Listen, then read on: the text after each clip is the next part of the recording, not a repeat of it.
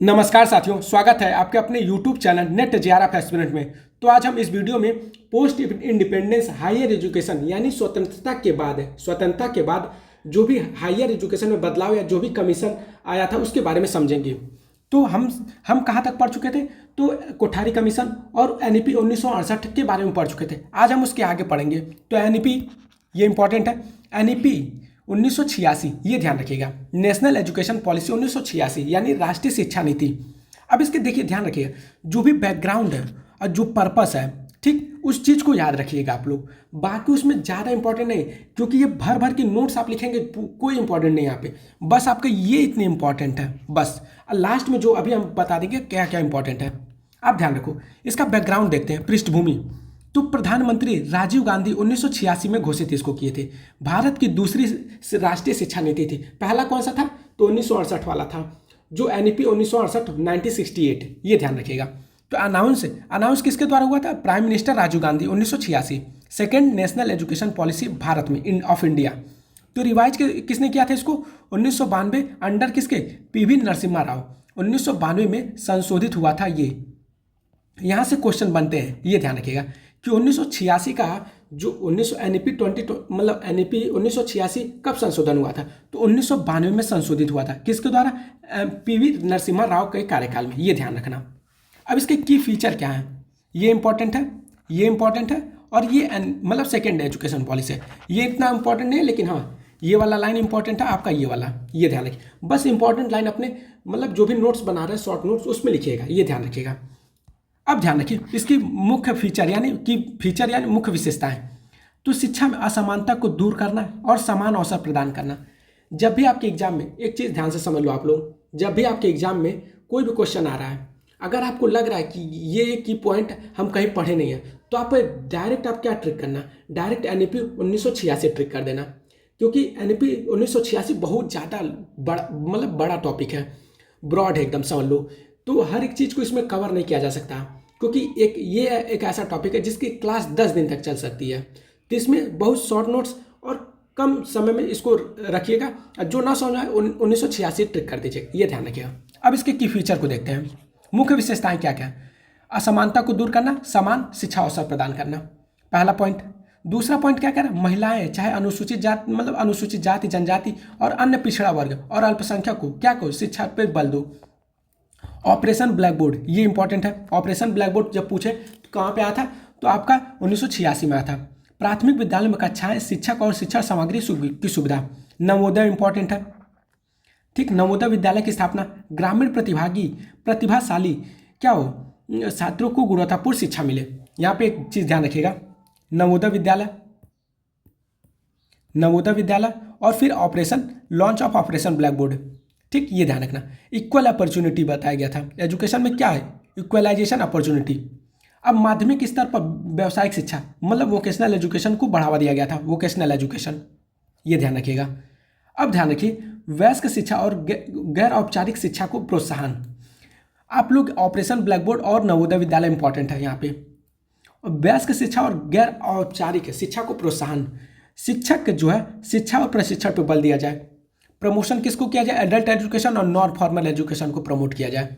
Stress on teacher education and training, मतलब इसको प्रोत्साहित किया। इम्फेसाइज करो डिस्टेंस एजुकेशन, ओपन यूनिवर्सिटी, जैसे इग्नू को हुआ था ना। इग्नू जैसे 1985 में तो इग्नू एस्टेब्लिश हुआ, क्योंकि ये क्लास हम ले चुके हैं, तो इसको आप ध्यान से समझिएगा। तो ये इग्नू उसी टाइम आया था, अंडर किसके? एनईपी 1986 के अंडर आया था। Introduction of integrated child development scheme, ICDS, ये ध्यान रखिएगा आप लोग, ICDS। अब एक चीज़ ध्यान रखिए, childhood care and education, early childhood and care education, ये ध्यान रखिएगा। एक चीज़ यहाँ पे ध्यान रखिएगा, यही एनईपी 2020 में भी आया था, ECCE, early childhood care education. अब ये किस में आया था? 1986 में भी आया है, ये ध्यान रखिएगा।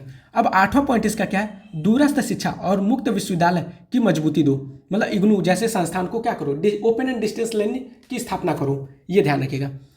अब एकीकृत बाल विकास योजना, जिसमें क्या दिया गया कि अर्ली चाइल्डहुड केयर एजुकेशन जैसी बातें की गई, ये ध्यान रखिएगा। 10वां पॉइंट क्या कह रहा है कि शैक्षिक प्रौद्योगिकी एजुकेशन टेक्नोलॉजी का उपयोग करो। अब इसके सिग्निफिकेंस यानी महत्व क्या है ये ध्यान से समझना। तो शिक्षा को समान और समावेशी बनाने में बड़ा कदम, ये इंपॉर्टेंट है। प्राथमिक शिक्षा का सार्वभौमिकरण सुनिश्चित करने की नींव रखी गई और शिक्षा के आधुनिकीकरण में प्रौद्योगिकी और दूरस्थ शिक्षा का योगदान दिया गया। इंपॉर्टेंट एक चीज़ ध्यान रखना, यहाँ पे सारा इंपॉर्टेंट है, ये ध्यान रखना आप लोग। ये इतना जो लिखा है यही आप इतना पढ़ लो बस। इसको रिवाइज कब किया गया था? तो 1992 में, उस टाइम के राजीव गांधी। ये जब 1992 में रिवाइज किया वो पीवी नरसिम्हा राव थे, ये ध्यान रखिएगा, ये ध्यान रखिए। और राजीव गांधी 1986 के प्रधानमंत्री थे उस टाइम। और इसमें कौन कौन सा कोर पॉइंट है? तो operation blackboard, Navodaya Vidyalaya, women and SC/ST पर फोकस किया गया था, एडल्ट एजुकेशन और वोकेशनलाइजेशन, ये ध्यान रखिएगा। अब आते हैं अपने नेक्स्ट कमिटी, आचार्य राममूर्ति कमिटी पे। अब ध्यान रखिए, इसमें आचार्य राममूर्ति समिति 1990 में आया था, ये ध्यान रखिएगा। इसकी पृष्ठभूमि यानी बैकग्राउंड इसका क्या है? तो 1990 में ये गठित हुआ था। इसके अध्यक्ष कौन थे? तो यहाँ पे चेयर मेंबरशिप तो आचार्य राममूर्ति थे। इसका उद्देश्य, लाने के पीछे उद्देश्य क्या था? तो राष्ट्रीय शिक्षा नीति 1986 की समीक्षा करना, बस इतना इंपॉर्टेंट है, ये ध्यान रखना। बाकी इसमें जितना भी है वो सब, जैसे इतना ज़्यादा लंबा लिखवाने का मतलब नोट्स देने का आपको ये फ़ायदा रहता है कि जितना बड़ा आप टॉपिक पढ़ेंगे तो आपको एग्जाम तक जितना कम मतलब क्योंकि ज़्यादा पढ़ेंगे तो भूलते भूलते आपको भूलेगा। अब जब शॉर्ट नोट्स आप पढ़ेंगे तो आपको क्या होगा, एक माइंड से निकल जाएगा तुरंत कि क्या पढ़े थे, तो इसलिए आपको लंबा पढ़ाया जा रहा है। अब शॉर्ट नोट्स में सिर्फ आप बैकग्राउंड को ही मेजर करिएगा, मतलब फोकस करिएगा, ये ध्यान रखिए। एग्जाम टाइम में सिर्फ बैकग्राउंड पे, ये इंपॉर्टेंट है। तो पृष्ठभूमि इसकी क्या क्या है? पृष्ठभूमि 1990 में गठित है। इसके अध्यक्ष कौन थे? आचार्य राममूर्ति थे। इसका उद्देश्य क्या है? तो राष्ट्रीय शिक्षा नीति 1986 की समीक्षा करना, जो अभी जस्ट ऊपर आप पढ़े हो ये 1986 का, इसी का क्या करना? रिव्यू करना, इसका जांच करना, इसी का क्या करना? रिव्यू करना, ये ध्यान रखना। अब एक चीज, इसके की रिकमेंडेशन यानी मुख्य अनुशंसाएं कौन कौन सी? तो पहला, शिक्षा की मौलिक अधिकार बनाने पे बल दिया जाए। शिक्षा को क्या दिया जाए? मौलिक अधिकार बनाने पे बल। दूसरा क्या? शिक्षा में समानता और सामाजिक न्याय पर विशेष ध्यान दिया जाए, ये ध्यान रखिए। इम्पेसाइज किया जाए किसको? क्या है? एजुकेशन एंड फंडामेंटल राइट्स को, ये ध्यान रखिएगा आप लोग। स्ट्रॉन्ग फोकस किस पे किया गया? Equality and social justice in education पे। अब तीसरा पॉइंट क्या कह रहा है कि महिलाएं जो है अनुसूचित जाति, चाहे जनजाति, चाहे पिछड़ा वर्ग, चाहे अल्पसंख्यक को, शिक्षा को प्राथमिकता दिया जाए उनको, ये ध्यान रखिएगा। ग्रेटर अटेंशन, ये ध्यान रखिए, greater attention to women education, SC/ST OBC या माइनॉरिटी, ये ध्यान रखिएगा। चौथा पॉइंट क्या कह रहा है कि शिक्षा प्रणाली का विकेंद्रीकरण हो, तो पंचायती राज संस्था और स्थानीय निकाय पे अधिक अधिकार हो। अब विकेंद्रीकरण क्या होता है? अब यह ध्यान से समझना, विकेंद्रीकरण क्या होता है?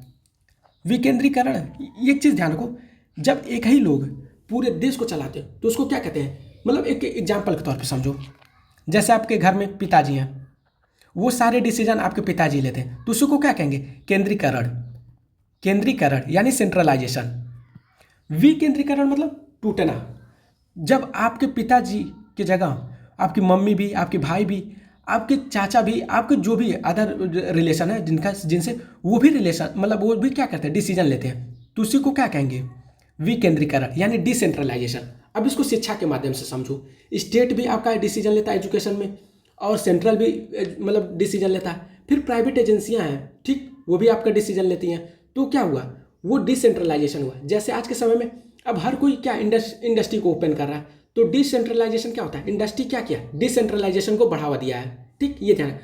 हर व्यक्ति क्या हो रहा है? अपनी इंडस्ट्री यानी अपना फैक्ट्री खोल रहा है, मतलब फैक्ट्री ओपन कर रहा है, ये ध्यान रखें। वही क्या? डिसेंट्रलाइजेशन, मतलब हर जगह हर चीज़ उपलब्ध हो, ये ध्यान रखना। अब एक चीज़ ध्यान रखो यहाँ पे, शिक्षा प्रणाली का विकेंद्रीकरण। आज सिर्फ आप एक जगह पर्टिकुलर क्या कर रहे हैं? जाके नहीं पढ़ रहे हैं कि दिल्ली में ही सिर्फ स्कूल है। आज आपके गांव में भी स्कूल है, आज आपके शहर में भी स्कूल है। आपके मतलब हर 5 किलोमीटर पे या हर 2-3 किलोमीटर पे आपको एक स्कूल या 2 स्कूल जरूर नजर आ जाएंगे। तो आपका क्या होगा? आज के समय में शिक्षा प्रणाली विकेंद्रीकरण है, ये ध्यान रखें। माध्यमिक स्तर पर व्यावसायिक शिक्षा को बढ़ावा दिया जाए ताकि शिक्षा रोजगार से जुड़ सके। वयस्क शिक्षा और सतत शिक्षा को मतलब प्रोत्साहन दिया जाए। शिक्षक जो है शिक्षा और प्रशिक्षण को मजबूत करना। अंग्रेजी के साथ साथ क्या भारतीय भाषाओं को क्या करना चाहिए? शिक्षण का माध्यम बनाना चाहिए।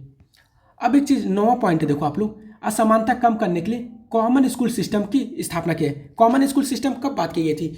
1964 में, जो कोठारी कमीशन ये ध्यान, कॉमन स्कूल सिस्टम ये बोला गया था कि नेबरहुड स्कूल, ठीक, जो आपका क्लास 1 से क्लास 5 तक के जो भी बच्चे हैं उनका स्कूल 1 किलोमीटर के अंदर के दायरे में होना चाहिए, और जो क्लास 6 से 8 तक के बच्चे हैं उनका स्कूल का जो दूरी होना चाहिए वो 3 किलोमीटर के दायरे के अंदर होना चाहिए। यही चीज़ ना कॉमन स्कूल सिस्टम में बोला गया था, नेबरहुड स्कूल जिसको कहते हैं, ये ध्यान रखना।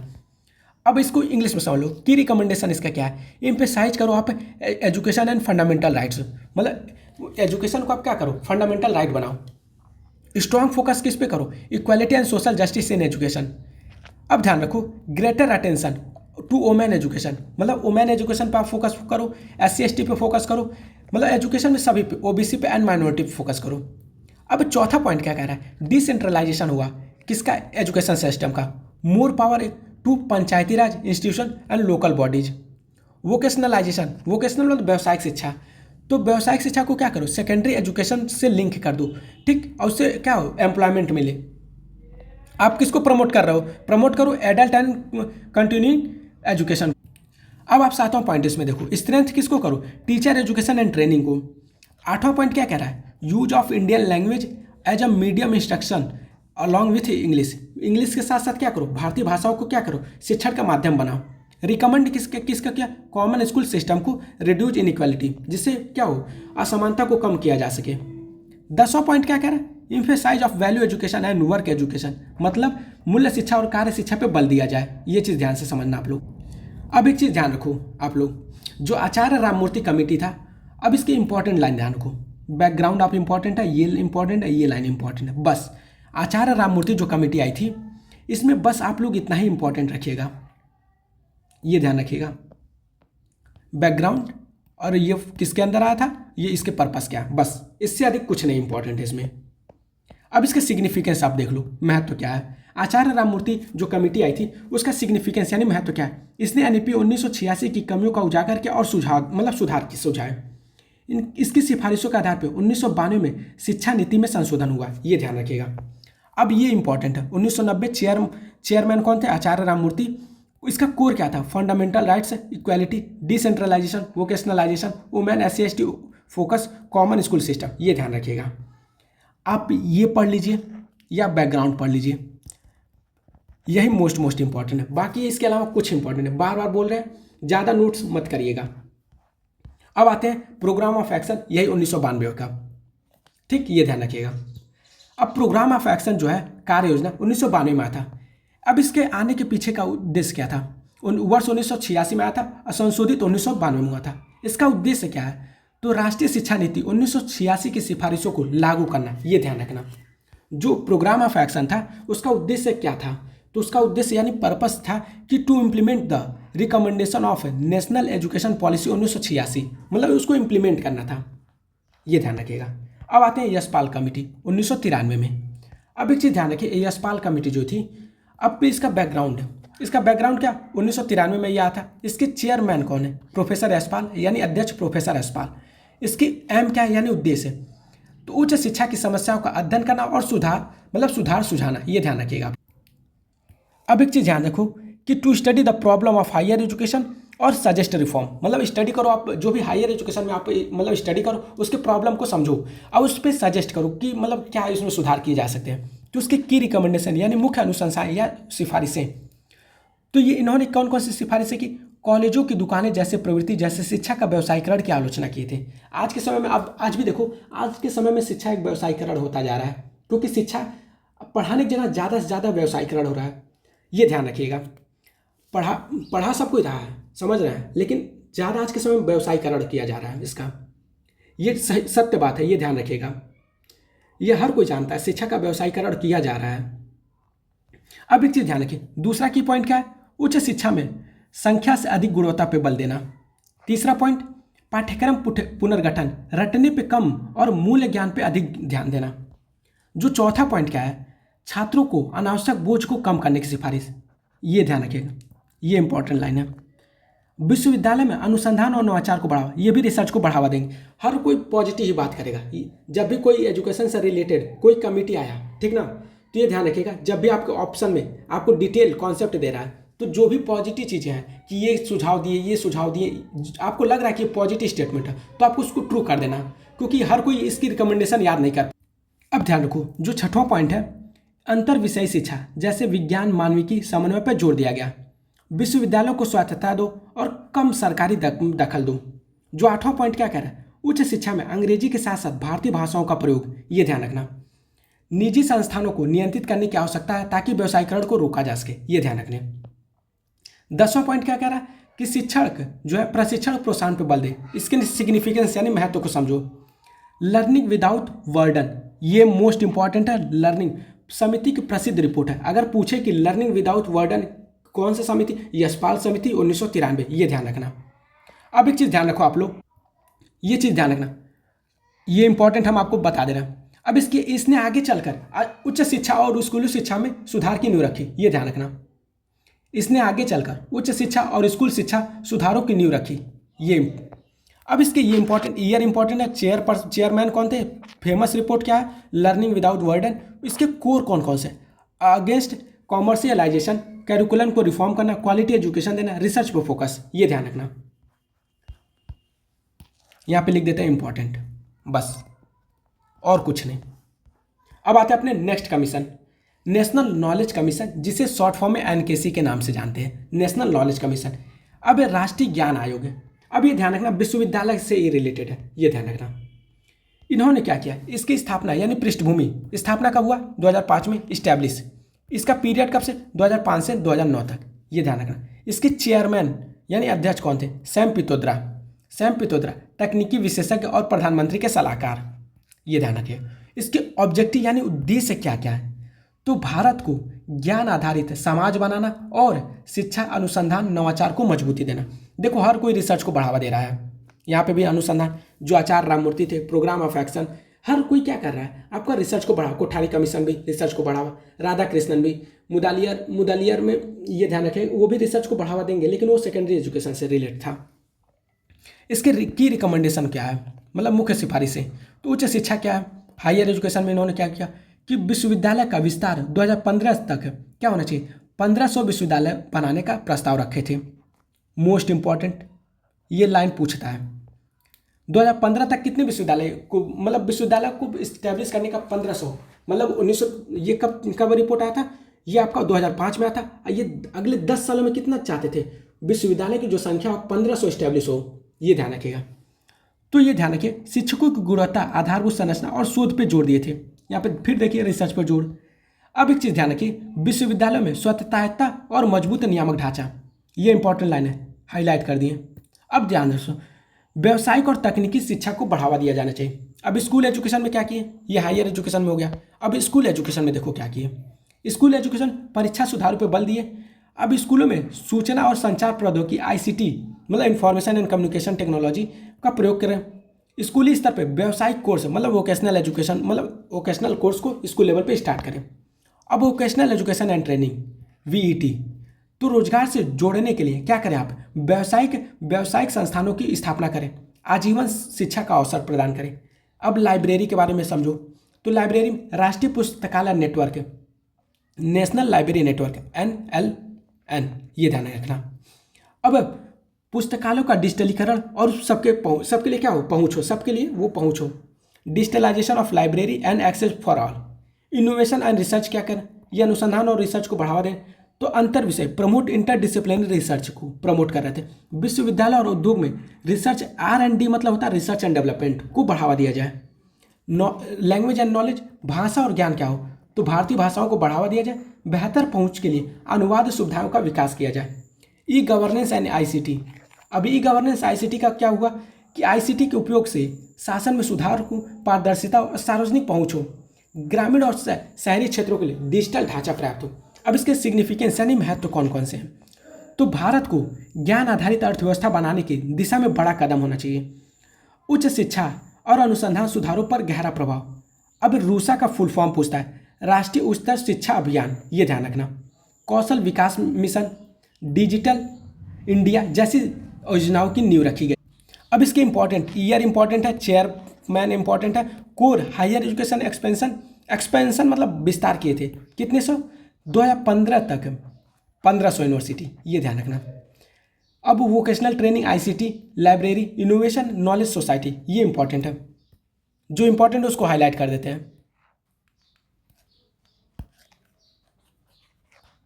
अब इसके कोर इंपॉर्टेंट है, बस इतना आप पढ़ लेंगे, इतना ही से सफिशिएंट हो जाएगा एग्जाम क्वालिफाई करने के लिए, इतना सफिशिएंट है।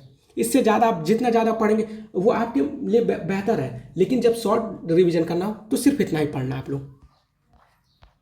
अब यशपाल कमेटी 2009 में, यशपाल कमेटी देखिए मतलब वो उसमें आया था 1983 वाले में, ये 2005 1993 सॉरी 1993, ये ध्यान रखिएगा यशपाल कमेटी।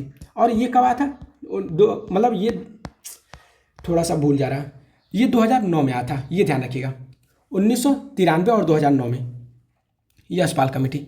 अब यशपाल कमेटी 1993 का क्या था, बर्डन नहीं था कि वो बर्डन लर्निंग विदाउट बर्डन, ये ध्यान रखिएगा उनका ये कोट था। अब जो यशपाल कमेटी है 2009 में क्या हुआ था कि इसकी पृष्ठभूमि को समझो, ये 2009 में आया था, इसके अध्यक्ष मतलब चेयरमैन कौन थे, प्रोफेसर यशपाल थे। अब इसको कमेटी मतलब गठित किया गया तो मानव संसाधन विकास मंत्रालय MHRD द्वारा भारत सरकार। इसका ऑब्जेक्टिव क्या है यानी उद्देश्य क्या है, तो उच्च शिक्षा और अनुसंधान सुधारों के लिए सुझाव देना, ये चीज़ ध्यान रखना आप लोग। इसके की रिकमेंडेशन कौन कौन से हैं, तो अब इसके की रिकमेंडेशन, शिक्षा और अनुसंधान का एकीकरण करो, integration of higher education and research को। फिर दूसरा ये कौन सा कीवर्ड था इनका, अगेंस्ट फ्रेगमेंटेशन ऑफ नॉलेज, ज्ञान का विखंडन को रोकना, केवल इंजीनियरिंग मेडिकल जैसे मैनेजमेंट जैसे अलग थलग संस्थानों की प्रवृत्ति का विरोध करो। अब उसकी जगह किसको प्रमोट करो, मल्टी डिसिप्लिनरी यूनिवर्सिटी को प्रमोट करो, मतलब एक ही संस्थान में सभी सब्जेक्ट को पढ़ाया जाए, ये ध्यान रखिएगा।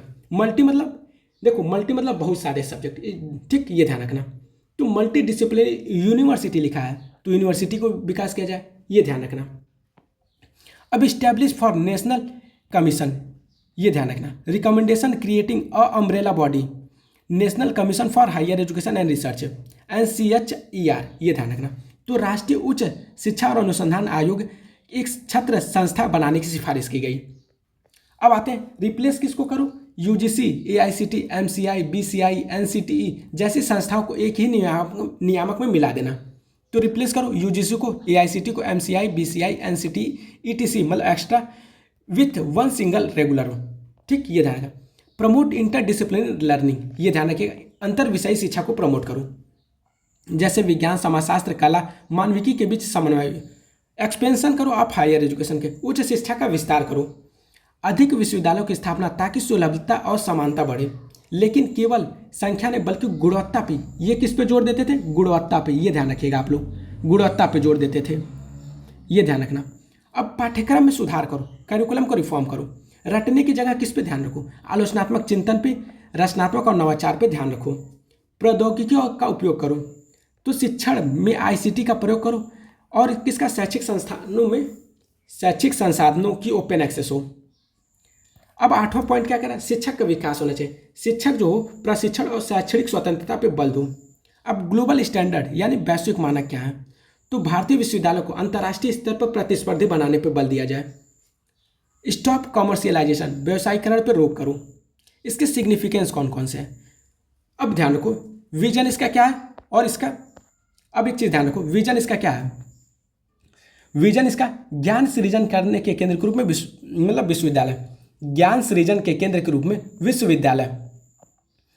अब उच्च शिक्षा सुधारों पर राष्ट्रीय बहस की नींव रखी गई, कई सुझावों के बाद मतलब कई सुझावों का प्रभाव बाद कि राष्ट्रीय शिक्षा नीति 2020 देखा गया। अब इसके ईयर 2009, चेयरमैन प्रोफेसर यशपाल, इसके कोर कौन कौन से, NCHER proposal, multi disciplinary university, stop commercialisation, research plus teaching integration. अब एक चीज़ ध्यान रखें, यशपाल ये 2009, वो 1993, ये 1993। अब एक चीज़ ध्यान रखो, यहाँ पे जो है, यहाँ पे क्या है, एक चीज़ ध्यान रखा, इसका कोट, हाँ, ये लर्निंग विदाउट बर्डन, ये इंपॉर्टेंट लाइन है, हमेशा बोल रहा है ये इंपॉर्टेंट लाइन है, यहाँ से क्वेश्चन बनते हैं, और इसमें जो होता है और रटने की जगह ये छात्रों को अनावश्यक बोझ वही सेम है, रिसर्च को बढ़ावा देना ये सब सेम है। और इसमें क्या था, हाँ, ये जो सैम पित्रोदा वाली थी, ये नेशनल नॉलेज कमीशन, इसमें क्या है कि विश्वविद्यालय को विस्तार 2015 तक 1500 विश्वविद्यालय बनाने का प्रस्ताव, ये इंपॉर्टेंट है, ये ध्यान रखना आप लोग, बाकी कुछ इंपॉर्टेंट नहीं उतना। अब आते हैं अपने नेक्स्ट कमीशन पे, कस्तूरी रंगन कमेटी पे। ये कस्तूरी रंगन कमेटी कब आया था, तो ये 2017 में आया था। इसको फॉर्म किसने किया था? तो गवर्नमेंट ऑफ इंडिया यानी भारत सरकार द्वारा। इसके अध्यक्ष कौन है? डॉक्टर के कस्तूरीरंगन, ये पूर्व इसरो प्रमुख और शिक्षाविद ये थे। इसका उद्देश्य यानी पर्पस क्या था लाने के लिए? नई शिक्षा नीति का मसौदा तैयार करना, मतलब ड्राफ्ट तैयार करना। तो to draft the new education policy NEP 2020। इसके रिकमेंडेशन क्या क्या थे? मुख्य अनुशंसाएं क्या क्या थी? तो स्कूली शिक्षा को कितने भागों में? 53-34 के रूप में बांटो। अब 5+3+, अब इसको आप ऐसे याद करें, 53-34 हमेशा बोलना आप, 53-34। तो 5+3+3+4, इसको हम NEP 2020 में समझाएंगे। तो FPMS, first player, MS Dhoni. FPMS, F मतलब फाउंडेशन, P मतलब प्रिपैरेटरी, M मतलब मिडिल और S मतलब सेकेंडरी। तो इसको ऐसे याद कर सकते हैं, FPMS, ये ध्यान रखना। ये देखो 3 से 8 है ईयर, तो ये कितने ईयर का? 5। 8 से 11 ये 3 ईयर का। अब मिडिल जो एजुकेशन है वो 3 साल का होना चाहिए, 11 से 14, देखो आप ऐड करके 3 साल। सेकेंडरी एजुकेशन 14 से 18, ये 4 साल का हुआ, ये ऐसे हुआ था। अब early childhood care education ECCE, अब एक चीज़ ध्यान रखना, ECCE early childhood care education की स्थापना करो। प्रारंभिक बाल देखभाल एवं शिक्षा पे बल दिया गया था। अब कैरिकुलम को रिफॉर्म करो। आज के समय में, अब पहले से जो शिक्षा नीति वो पहले की जरूरत थी, आज के समय आधुनिक समय में हमें एक नए कैरिकुलम की जरूरत है, क्योंकि समाज के बदलते समय में कैरिकुलम को भी रिफॉर्म यानी सिलेबस में भी बदलाव होना जरूरी है। तो वही कैरिकुलम को रिफॉर्म किए थे। तो रटने की जगह पहले रट के आप काम चला लेते थे कि आप जितना ज़्यादा रट लिए आपको उससे जॉब मिल जाता था, एग्जाम क्वालिफाई हो जाते थे। लेकिन आज के समय में आप कितना ज़्यादा थिंक कर रहे हैं, थिंकिंग लेवल आपका कितना अच्छा है, कितने जल्दी से आप कितने एक्यूरेट तरीके से सोचते हैं, उसके बारे में आज के समय पर जोर दिया गया। तो आलोचनात्मक चिंतन, रचनात्मक और अनुभवात्मक शिक्षा पर जोर दिया गया। कला, खेल और व्यावसायिक कौशल का समावेशन हो। अब हायर एजुकेशन 2035 तक जो GER है, ग्रॉस एनरोलमेंट रेशियो है, वो 50% होना चाहिए।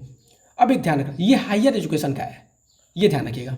बहुविषयक विश्वविद्यालय जैसे कला, विज्ञान, वाणिज्यिक और का अलगाव खत्म होना चाहिए। जैसे मल्टी डिसिप्लिनरी यूनिवर्सिटी मतलब क्या होता है? एक ही संस्थान में सभी सब्जेक्ट के विषयों को पढ़ाया जाए, ये ध्यान रखना। पहले एक सब्जेक्ट के लिए एक विश्वविद्यालय, ठीक, ये ध्यान रखना। अब एक ही विश्वविद्यालय में सभी सब्जेक्ट को पढ़ाया जाए। अब 4 वर्षीय स्नातक कार्यक्रम, मल्टीपल एंट्री और एग्जिट ऑप्शन, बहुविषयक शिक्षा और अनुसंधान विश्वविद्यालय मेरू की स्थापना किया जाए। ये सब चीज़ें 2000 NEP 2020 में पढ़ाया जाएगा, ये ध्यान रखें। अब 2030 तक न्यूनतम योग्यता 4 वर्षीय समेकित B.Ed, मतलब 4 ईयर इंटीग्रेटेड B.Ed करना चाहिए। निरंतर पेशेवर विकास, कंटिन्यूअस प्रोफेशनल डेवलपमेंट, CPD, ये 1 साल में 50 घंटे का ये है CPD, ये इंपॉर्टेंट है। भाषा नीति कैसी होना चाहिए? कम से कम 5वीं तक आप मातृभाषा यानी क्षेत्रीय भाषा में मतलब पढ़ाओ उस बच्चे को। जैसे मान लो अब किसी भी आप एरिया से हो, ठीक, अब उस मातृभाषा जो बच्चा इस छोटे से लेके क्लास 5 तक क्या करेगा? अपनी मातृभाषा में पढ़ाई करेगा। उसको 8 तक भी पढ़ा सकते हैं कंपल्सरी, लेकिन 5 तक है, उसको मातृभाषा में ही पढ़ाओ या क्षेत्रीय भाषा में, ये ध्यान रखना। त्रिभाषा सूत्र में क्या हो? लचीलापन हो। रेगुलेटरी सिस्टम यानी नियामक ढांचा, एकल नियामक संस्था, उच्च शिक्षा आयोग HCCI, इसमें 4 वर्टिकल हैं, 4 वर्टिकल, ये 4 वर्टिकल सीक्वेंस में पूछते हैं, ये ध्यान रखना।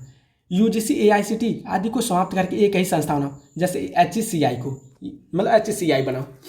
अब एक चीज़ ध्यान रखो, समानता और समावेशन। समानता और समावेशन क्या है? महिला, SC ST OBC और अल्पसंख्यक ग्रामीण छात्रों पर ध्यान दिया जाए। पिछड़े क्षेत्रों में विशेष शिक्षा क्षेत्र, स्पेशल एजुकेशन जोन, मतलब विशेष शिक्षा क्षेत्र, ये ध्यान रखना। वोकेशनल स्किल डेवलपमेंट, अब क्या करो? वोकेशनल एंड स्किल डेवलपमेंट पे फोकस करो। 2025 तक कम से कम 50% छात्रों को व्यावसायिक शिक्षा का अनुभव हो, ये इंपॉर्टेंट है NEP 2020 का, क्योंकि यहीं से क्वेश्चन बनता है कि NEP 2025 में वोकेशनल एजुकेशन कितना % का मतलब वो होना चाहिए? तो 50% छात्र को एनरोल होना चाहिए। अब ध्यान रखो, प्रौद्योगिकी का उपयोग, डिजिटल अधिसंरचना, digital infrastructure of for learning, online शिक्षा, वर्चुअल लैब, AI आधारित उपकरण होना चाहिए। रिसर्च एंड इनोवेशन RNI, अब रिसर्च एंड इनोवेशन को बढ़ावा देने के लिए NRF की स्थापना करो, नेशनल रिसर्च फाउंडेशन की स्थापना करो। ये किससे रिलेट कर? फंड रिसर्च है। अब इसकी सिग्निफिकेंस यानी महत्व क्या है? ड्राफ्ट किसके लिए बना? मसौदा 2019 में प्रस्तुत किया गया, ये ध्यान रखना।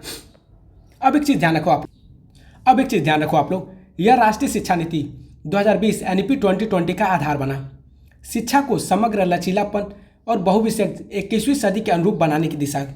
अभी ये इंपॉर्टेंट है, जैसे आप 1964 में ये कोठारी कमीशन, दौलत सिंह कोठारी, ये ध्यान रखिएगा, उसके बेसिस पे NEP पहला जो NEP आया था 1968 में, उसके बेस पे आता। उसी तरह कस्तूरी रंगन के जो इन्होंने इसके बेस के आधार, इसी के आधार पर ही NEP 2020 आया, ये ध्यान रखना।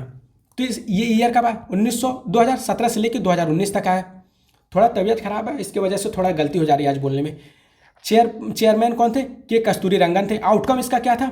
इसके बेस पे क्या आउटकम हुआ? तो बेसिस ऑफ NEP 2020 इसके कोर क्या है? तो 53-34 स्ट्रक्चर आया, GER बाई 2035 तक। अब एक चीज़ ध्यान रखो, 2025 में वोकेशनल एजुकेशन का कितना परसेंट एनरोलमेंट होना चाहिए? 50%। ये वोकेशनल एजुकेशन VE, ये ध्यान रखना। 2030 तक ये ध्यान रखना, ये 100% कितने में? 12th क्लास तक होना चाहिए। ये क्या है? GER है, ग्रॉस एनरोलमेंट रेशियो। अब 2035 तक क्या होना चाहिए? हायर एजुकेशन में 50% एनरोलमेंट यानी GER होना चाहिए। ये इंपॉर्टेंट है, ये NEP 2020 का है, ये ध्यान रखिएगा। अब ये 53-34 स्ट्रक्चर है, ये GER कितना होना चाहिए? 50% 2035 तक, ये ध्यान रखिए। यहाँ पे जो लिखे हैं मेरू की स्थापना के बोले थे। HECI, इसके 4 वर्टिकल, इसको पढ़ेंगे आगे। NRF जो रिसर्च को बढ़ावा देता है। वोकेशनल एजुकेशन होना चाहिए, जो 2025 में कितना होना चाहिए? 50% होना चाहिए। 2025 में 50% होना चाहिए। अब एक यहाँ पे आपको पोस्ट इंडिपेंडेंस है, जो भी हायर एजुकेशन से रिलेटेड कमिटी, कमीशन या रिपोर्ट आया था, उसको पढ़ा दिया गया है। तो अगर ये वीडियो अच्छी लगे तो प्लीज़ वीडियो को लाइक करिएगा, चैनल को सब्सक्राइब जरूर करिएगा और कमेंट सेक्शन में अपना कमेंट जरूर करिएगा। धन्यवाद।